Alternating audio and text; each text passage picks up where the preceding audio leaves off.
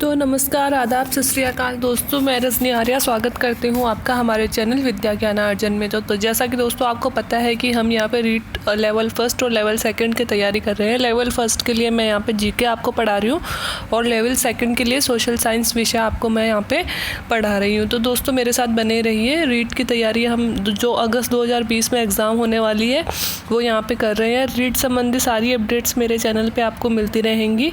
तो आइए दोस्तों शुरू करते हैं रीट की पॉलिटी। तो पॉलिटी में दोस्तों हमने प्रस्तावना पढ़ ली, संविधान सभा पढ़ ली, संविधान का निर्माण पढ़ लिया। इसके बाद में हमने सारे मौलिक अधिकार कर लिए और आज हम पढ़ते हैं संविधान के मूल कर्तव्य, मौलिक कर्तव्य। ठीक है दोस्तों, संविधान के मौलिक अधिकार जो थे वो संविधान के भाग 3 में रखे गए थे, अनुच्छेद 12 से लेके अनुच्छेद 35 तक। आज हम पढ़ेंगे मौलिक कर्तव्य।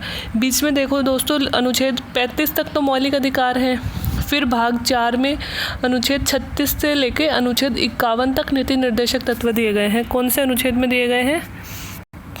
देखो, संविधान के भाग 4 में अनुच्छेद 36 से लेके अनुच्छेद 51 तक दिए गए हैं नीति निर्देशक तत्व, है ना।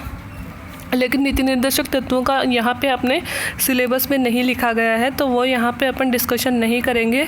उसके लिए मैं जो कि रीट की तैयारी नहीं कर रहे हैं, अदर एग्ज़ाम्स की तैयारी कर रहे हैं, उनके लिए मैं अलग से वीडियो नीति निर्देशक तत्वों का बना दूँगी। यहाँ पे हम रीट को फोकस करके सिलेबस पढ़ रहे हैं, तो यहाँ पे नीति निर्देशक नहीं पढ़ेंगे। अब दोस्तों मौलिक कर्तव्य, मूल अधिकार के बाद में मौलिक कर्तव्य हमारे सिलेबस में लिखा हुआ है, तो मौलिक कर्तव्य हम पढ़ेंगे।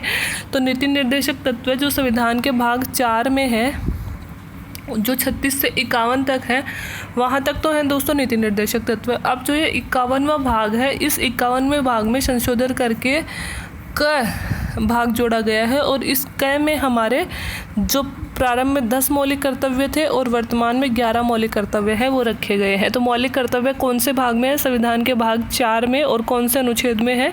51 क में। देखो 51 क में है और संविधान के भाग 4 में मौलिक कर्तव्य दिए गए हैं। तो आइए दोस्तों शुरू करते हैं। संविधान के प्रारंभ में 1950 में मौलिक कर्तव्यों का प्रावधान नहीं था। जब संविधान हमारा 26 जनवरी 1950 को लागू हुआ था दोस्तों, उस समय हमारे संविधान में कोई मौलिक कर्तव्य नहीं था। उस समय क्या था? मूल अधिकार था और नीति निर्देशक तत्व थे। इसलिए तो दोस्तों मैंने आपको कहा था ना कि कहीं भी अगर ब्रैकेट में लिखा हुआ जैसे 51 क मिल गया, फिर इसको अपन 51 ए भी बोल सकते हैं, है ना। 51 ए मिल गया तो इस ब्रैकेट का मतलब क्या होता है, और ये जो ए या क लिखा हुआ इसका मतलब है कि संविधान में संशोधन करके ये चीज़ जोड़ी गई है, ये मूल संविधान में नहीं है। पहले भी मैंने ये बात बताई है, फिर से बता रही हूँ। तो देखो यही बात यहाँ लिखी गई है कि संविधान के प्रारंभ में जब संविधान बना था तो मौलिक कर्तव्य संविधान में नहीं थे, परंतु कालांतर में सरदार स्वर्ण सिंह कमेटी की सिफारिश के आधार पर 42वें संविधान संशोधन अधिनियम 1976 के द्वारा संविधान के भाग 4 के क के अनुच्छेद 51 क में, मतलब भाग 4 के 51 मतलब भाग 4 में अनुच्छेद 51 में भाग क जोड़ा गया है और क के तहत 10 मौलिक कर्तव्यों का यहाँ पे प्रावधान किया गया है। तो देखो दोस्तों ये भी इम्पोर्टेंट है कि कौन सी कमेटी की सिफारिश पर। अब मौलिक अधिकार मूल संविधान में नहीं थे, ये हमने पढ़ लिया। फिर आए कहाँ से? एक सरदार स्वर्ण सिंह कमेटी बनाई गई थी दोस्तों। इसने सिफारिश की थी कि हमारे कुछ मूल कर्तव्य होने चाहिए, तो इसकी सिफारिश को माना गया था। सरकार ने इसको माना और संविधान में ये जोड़े गए मूल कर्तव्य। और वो कहाँ पे रखे गए? भाग 4 के अनुच्छेद 51 क में ये रखे गए। और कौन से संशोधन द्वारा जोड़े गए? ये 42वें संविधान संशोधन 1976 के द्वारा मौलिक कर्तव्य जोड़े गए। कौन से संशोधन? 42वें संविधान संशोधन 1976 के द्वारा संविधान में मूल कर्तव्य जोड़े गए हैं। और वर्तमान में संविधान में 10 मौलिक कर्तव्यों का प्रावधान किया गया है जो कि तत्कालीन सोवियत संघ से प्रभावित थे। हमने मूल कर्तव्य कहाँ से लिए थे दोस्तों? हमने मूल कर्तव्य लिए हैं सोवियत संघ से। अब आप मुझे ये बताओगे कि हमने मौलिक अधिकार कहाँ से ग्रहण किए हैं और हमने नीति निर्देशक तत्व कौन से देश के संविधान से ग्रहण किए हैं। ये मैंने आपको संविधान के सोर्स नाम से जो चैप्टर बनाया था उसमें मैंने आपको पढ़ाया था।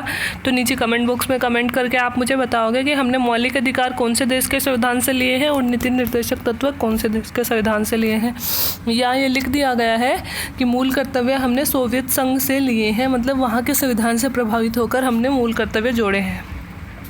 अब देखो शुरू में तो हमने कितने मूल कर्तव्य लिए? 10 मूल कर्तव्य थे, लेकिन 86वें संविधान संशोधन अधिनियम 2002 के द्वारा मौलिक कर्तव्यों की संख्या बढ़ाकर 11 कर दी गई। अब ये कौन सा है दोस्तों? ये है शिक्षा का मौलिक अधिकार, मतलब 6 से 14 वर्ष के बच्चों को शिक्षा दिलाना अब अनिवार्य कर्तव्य बना दिया गया है ना। अब मतलब ये हमारा कर्तव्य है कि हम अपने परिवार के या फिर अपने बच्चों को, जो भी 6 से 14 वर्ष तक की आयु के बच्चे हैं, उन्हें शिक्षा उपलब्ध कराएं। ये माँ बाप का अनिवार्य कर्तव्य है। और यही 6 से 14 वर्ष का मौलिक अधिकार भी बनाया गया है दोस्तों, जो मैंने आपको शिक्षा के अधिकार में पढ़ाया था कि ये हमारे मौलिक अधिकार भी जोड़ा गया है। इसी 86वें संविधान संशोधन द्वारा इसे मौलिक अधिकारों में जोड़ा गया है। तो आप मुझे ये बताओगे कि ये कौन से मौलिक अधिकार में जोड़ा गया है? 86वां मतलब शिक्षा का मूल अधिकार कर्तव्य कौन से मौलिक अधिकार में कौन से अनुच्छेद में रखा गया है? नीचे कमेंट करके मुझे बताएंगे, फिर मैं अगले वीडियो में इसका आंसर दे दूंगी। ठीक है, तो वर्तमान में देखो 86वां संविधान संशोधन करके मूल कर्तव्य एक और बढ़ा दिया गया है ना, और इसकी संख्या अब कितनी हो गई? 11 हो गई। तो शुरू में 10 मौलिक कर्तव्य थे और अब वर्तमान में 11 मौलिक कर्तव्य हैं। तो आइए दोस्तों पढ़ते हैं कि हमारे मौलिक कर्तव्य कौन कौन से हैं। अब सारे 51 क में रखे गए हैं, तो सारे यूँ ही चलेंगे। 51 का 1, 51 का 2, 51 का 3, ठीक है, ऐसे ही मौलिक कर्तव्य जोड़े गए हैं। तो 51 का 1 में क्या रखा गया है दोस्तों? 51 का 1 में है राष्ट्रीय प्रतीकों और राष्ट्रगान का सम्मान करना। हमारा सबसे पहला मौलिक कर्तव्य। मौलिक कर्तव्य होते क्या हैं दोस्तों? मौलिक कर्तव्य है कि हम भारत के नागरिक होने के नाते हमारे कुछ कर्तव्य भी बनते हैं। संविधान ने हमको मौलिक अधिकार दे दिए है ना, ताकि हमारे अधिकारों का कोई हनन नहीं कर सके। इसके लिए संविधान ने न्यायपालिका बना दी। ठीक है, अब संविधान ने राज्यों के लिए नीति निर्देशक तत्व बना दिए कि जो राज्य जितने ज़्यादा नीति निर्देशक तत्वों का पालन करेगा उतना ही ज़्यादा वो कल्याणकारी राज्य कहलाएगा। ठीक है, अब राज्यों के लिए नीति निर्देशक तत्व बना दिए, नागरिकों के लिए क्या बना दिया? मौलिक अधिकार बना दिए, है ना। अब आप इस देश के नागरिक हो तो आपका नागरिक होने के नाते संविधान के प्रति भी तो कुछ कर्तव्य बनता है, अपने देश के प्रति भी तो कुछ कर्तव्य बनता है, और वही कर्तव्य रखा गया है मौलिक कर्तव्यों में, है ना। इसलिए मौलिक कर्तव्य जोड़े गए हैं कि हम इस देश के नागरिक हैं, इसलिए हमारे देश के प्रति कुछ कर्तव्य बनते हैं, जिनको हमने मौलिक कर्तव्यों का नाम दिया है। तो कौन कौन से मौलिक कर्तव्य हैं? देखो, पहला मौलिक कर्तव्य है राष्ट्रीय प्रतीकों और राष्ट्रीय गान का आदर करना। जो भी हमारे राष्ट्रीय प्रतीक हैं, हमारा राष्ट्रीय गान है, कौन सा है हमारा राष्ट्रीय गान? जन गण मन, है ना। और जितने भी प्रतीक हैं हमारे, उन सब का हम लोग आदर करेंगे, कभी भी इनका अपमान नहीं करेंगे। ठीक है। दूसरा है राष्ट्रीय आंदोलन के कुछ मूल्यों अथवा आदर्शों को हृदयों में संजोए रखना, है ना। तो राष्ट्रीय आंदोलन के मूल्यों मतलब राष्ट्रीय आंदोलन के जब हमारा देश स्वतंत्र हुआ था, तो जो आंदोलन हमारे देश में चला था उसमें कुछ मूल्य अपनाए गए थे कि हमने हमेशा अहिंसावादी सिद्धांत अपनाया था। जैसे गांधी जी हमेशा अहिंसा का नारा देते थे, है ना। और भी बहुत सारे मूल्य, मतलब जो भी हमारे उस समय के राजनेता थे, उनके जो भी मूल्य थे उनका हमेशा हम सम्मान करेंगे, और उनके आदर्श जो भी थे उनको हमेशा अपने हृदय में स्थान देंगे।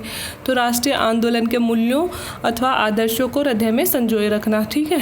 अब अनुच्छेद मतलब 51(3) है राष्ट्र की संप्रभुता को सुनिश्चित करना। कभी भी हम ऐसा कोई काम नहीं करेंगे जिससे राष्ट्र की संप्रभुता को हानि पहुंचे। संप्रभुता मतलब जैसे राष्ट्र की डिग्निटी जो होती है, एक सम्मान जो होता है राष्ट्र का, ऐसा कोई भी काम कोई भी नागरिक नहीं करेगा जो राष्ट्र की संप्रभुता को हानि पहुंचाए। तो है ना, संप्रभुता को सुनिश्चित रखना भी हमारा कर्तव्य है। आवश्यकता पड़ने पर राष्ट्र की सेवा करना। जब भी राष्ट्र को आवश्यकता होगी और राष्ट्र नागरिकों को आह्वान करेगा कि हमें ज़रूरत है नागरिकों की, तो हमें हमेशा आगे रहना है, मतलब राष्ट्र की सेवा करना है। ठीक है।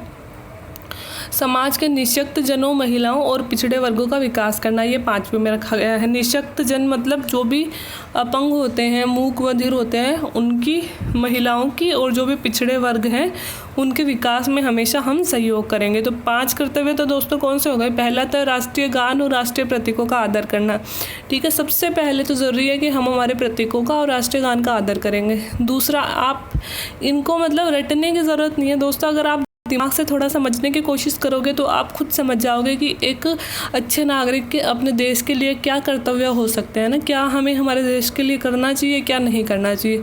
तो आप एक बार इन्हें पढ़ो, है ना। जैसे हमने भी 5 पढ़े हैं, अब 5 हम बिना देखे पढ़ते हैं। देखो, पहला कौन सा है कि हमारे जो भी राष्ट्र के प्रतीक हैं और राष्ट्रगान है उसका हम आदर करेंगे। दूसरा, जिन लोगों ने हमें स्वतंत्रता दिलाई है उनके कुछ मूल्य थे, उनके कुछ आदर्श थे, उनका हम सम्मान करेंगे। तीसरा क्या है कि हमारे राष्ट्र की संप्रभुता को हमेशा सुरक्षित रखेंगे, उसे सुनिश्चित करेंगे। चौथा है जब भी हम राष्ट्र को हमारी आवश्यकता होगी हम उसकी सेवा करने के लिए तैयार रहेंगे।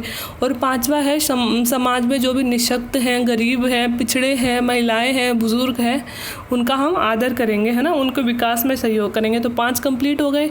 इसमें कुछ रटने वाली बात भी नहीं है। सबसे पहले हम हमारे प्रतीकों का आदर करेंगे, फिर दूसरा हमारे जो स्वतंत्रता दिलाने वाले जो उस समय जो भी आदर्श थे उनका सम्मान करेंगे, तीसरा है संप्रभुता की रक्षा करेंगे, चौथा है हम लोग राष्ट्र की रक्षा करेंगे, है ना, और पांचवा है हमारा निःशक्त जनों और महिलाओं, पिछड़ों वर्गों के विकास में योगदान देंगे। ठीक है, अब ये 5 तक कंप्लीट हो गए। अब है सांस्कृतिक मूल्यों को स्थापित करना। हमारी जो भी संस्कृति, आपको पता है कि भारत में विभिन्नता में एकता पाई जाती है। यह नारा भी हम लोग लगाते हैं कि इंडिया यूनिटी इन डाइवर्सिटी की पहचान है ना। मतलब हमारे विभिन्न धर्मों के, विभिन्न संस्कृतियों के लोग यहाँ पे रहते हैं। हमारे देश में अनेक तरह की भाषाएं, अनेक तरह के मेले, त्यौहार, ये सब मनाए जाते हैं, है ना। और ये हमारे देश की विभिन्नता है, हमारी विभिन्न प्रकार के हमारे देश में संस्कृति है। इन सांस्कृतिक मूल्यों को हम लोग स्थापित करेंगे, कभी भी किसी दूसरे की संस्कृति को हम नुकसान पहुँचाने की कोशिश नहीं करेंगे और हमारी स्वयं की संस्कृति के मूल्यों को हम लोग बनाए रखेंगे। तो सांस्कृतिक मूल्यों को स्थापित करना, ठीक है। छठवां ये हो गया। अब सातवां हम पर्यावरण पे आ जाते हैं। वृक्षारोपण और पर्यावरण संरक्षण को बढ़ावा देना। हमेशा हम वृक्षारोपण को बढ़ावा देंगे और पर्यावरण का संरक्षण करेंगे, ठीक है। जिस देश में हम रहते हैं उसका पर्यावरण भी सुरक्षित होना चाहिए, इसलिए ये मूल कर्तव्य यहाँ पे रखा गया है। अब 8वां हमारा मूल कर्तव्य है तार्किक और वैज्ञानिक मनोदशा को बढ़ावा देना और मानवीय मूल्यों को वरीयता देना। हम कभी भी अंधविश्वासों और पाखंडों में विश्वास ना करें, इसलिए ये कहा गया है कि तार्किक और वैज्ञानिक मनोदशा मतलब हमेशा अब हम तर्कपूर्ण रहें और हमेशा साइंटिफिकली काम करें, है ना, और मानवीय मूल्यों को वरीयता दें। ये है हमारा 8वां। देखो, देश की सेवा कर दी, लोकतंत्र आदर्शों का ध्यान भी रख लिया, प्रतीकों का ध्यान भी रख लिया, महिलाओं बुजुर्गों की सेवा भी कर दी, सांस्कृतिक मूल्यों को भी सुरक्षित रख लिया। अब क्या है, अब देश के विकास के लिए साइंटिफिक रूप से हमें आगे बढ़ना पड़ेगा। तो अब आता है तार्किक मूल्यों और वैज्ञानिक मनोदशा को बढ़ावा देना और मानवीय मूल्यों को वरीयता देना। फिर 51 का 9 में क्या जोड़ा गया है, आय अथवा संपत्ति के संबंध के स्रोतों को सुनिश्चित करना और सार्वजनिक संपत्ति की सुरक्षा करें और हिंसा से दूर रहें। मतलब अपनी आय और संपत्ति के संबंध में जो भी स्रोत हैं उन्हें हमेशा सुनिश्चित बनाए रखेंगे। इसमें ये लाइन मेन है दोस्तों, सार्वजनिक संपत्ति की सुरक्षा करेंगे और हिंसा से दूर रहेंगे। हमारे देश की जो भी संपत्ति है, जो भी दर्शनीय स्थल होते हैं, म्यूजियम होते हैं, टूरिज्म वाले क्षेत्र होते हैं, उनकी हम लोग सुरक्षा करेंगे। ये नहीं है कि कहीं हम घूमने गए और दीवारों पे हमने कुछ लिख दिया या फिर उनकी तोड़ फोड़ कर दी, है ना, क्योंकि वो हमारे देश की पहचान होती है। उसी से तो हमारे देश में टूरिज्म इंडस्ट्री बढ़ती है ना। तो उसकी हम संपत्ति की सुरक्षा करेंगे और हिंसा से हमेशा दूर रहेंगे। ऐसा कोई भी काम नहीं करेंगे जो देश में अहिंसा मतलब दंगों को बढ़ावा दे, है ना। ये हो गया 9वां। और 10वां क्या है, परस्पर सहयोग और बंधुता के साथ काम करना। हमेशा हम सहयोग और बंधुता के साथ काम करेंगे क्योंकि हमारे देश की पहचान ही विभिन्नता में एकता है। तो हमारा संविधान हमें एक रहने के लिए बोलता है और हम उसको बनाए रखेंगे, ठीक है। और 11वां मैंने आपको बता ही दिया कि मम्मी पापा का ये कर्तव्य है कि वह अपने बच्चों को शिक्षा दिलाएं। 6 से 14 वर्ष के बच्चों को स्कूल भेजे। पहले 10 ही कर्तव्य थे दोस्तों, 11वां कर्तव्य 86वें संविधान संशोधन द्वारा जोड़ा गया है, ठीक है। तो 5 हमको याद हो गए थे। अब लास्ट के 5 हम लोग याद कर लेते हैं। देखो, लास्ट के 5 में है, सबसे पहले हम सांस्कृतिक मूल्य स्थापित करेंगे, फिर हम वृक्षारोपण करेंगे और पर्यावरण संरक्षण को बढ़ावा देंगे, फिर हम वैज्ञानिक ज्ञान का विकास करेंगे, फिर हम सार्वजनिक संपत्ति की भी सुरक्षा करेंगे और 10वां हम लोग सहयोग करेंगे और 11वां क्या है, अपने बच्चों को स्कूल में भेजेंगे। तो कौन से हो गए, देखो, 6वां सांस्कृतिक मूल्यों की रक्षा करेंगे, फिर पर्यावरण वाला आ जाएगा। पहले सांस्कृतिक मूल्य 6वां, फिर पर्यावरण संरक्षण 7वां, फिर वैज्ञानिक तार्किकता को बढ़ावा देना 8वां, फिर सार्वजनिक संपत्ति की सुरक्षा 9वां, और देश में सहयोग और बंधुता को बढ़ाना 10वां, और बच्चों को स्कूल भेजना 11वां। बहुत सिंपल है, बहुत ईजी है। इसमें से बाकायदा क्वेश्चन आते हैं दोस्तों। 4 कोटेशन दे देंगे कौन सा मूल कर्तव्य नहीं है ये दे देंगे, या फिर 4 कोटेशन दे देंगे ऊपर से नीचे हमारे मूल कर्तव्यों को जचाइए, या फिर आपका जनरल नॉलेज, आपके व्यवहारिक ज्ञान के लिए भी मूल कर्तव्य है। एक अच्छे नागरिक के लिए, अच्छे नागरिक को ये पता होना चाहिए कि हमारे मूल कर्तव्य क्या हैं। अगर हर नागरिक हमारे मूल कर्तव्यों का पालन करेगा तो देश को आगे बढ़ने से कोई नहीं रोक सकता। तो मूल कर्तव्य हमारे लिए बहुत ज़रूरी है। तो ये थे दोस्तों हमारे मूल कर्तव्य। उम्मीद है आपको अच्छे लगे होंगे, समझ में आए होंगे, और एग्ज़ाम्स में आपकी इसमें बहुत हेल्प होगी। तो thank you very much video देखने के लिए। अच्छा लगा हो तो लाइक करें, शेयर करें, सब्सक्राइब करें। नीचे कमेंट बॉक्स में जो मैंने क्वेश्चन पूछे हैं उनके आंसर ज़रूर दें, और दोस्तों बेल आइकन को दबाना ना भूलें, क्योंकि मेरे अगले वीडियो की नोटिफिकेशन आपको जल्दी मिल जाएगी। देखो दोस्तों, आपका लॉकडाउन के अंदर कोर्स पूरा हो सके, अगस्त तक कोर्स पूरा हो सके, इसलिए एक दिन में मैं 3-3, 4-4 वीडियो डाल रही हूँ। तो प्लीज़ आप भी अपना सपोर्ट मेरे साथ बनाए रखें, और मुझे भी मोटिवेशन की ज़रूरत होती है, जिस तरह से आप लोगों को मैं मोटिवेट करती रहती हूँ। तो अपना लाइक, शेयर और सब्सक्राइब प्लीज़ मेरे चैनल को करते रहिए। Thank you very much.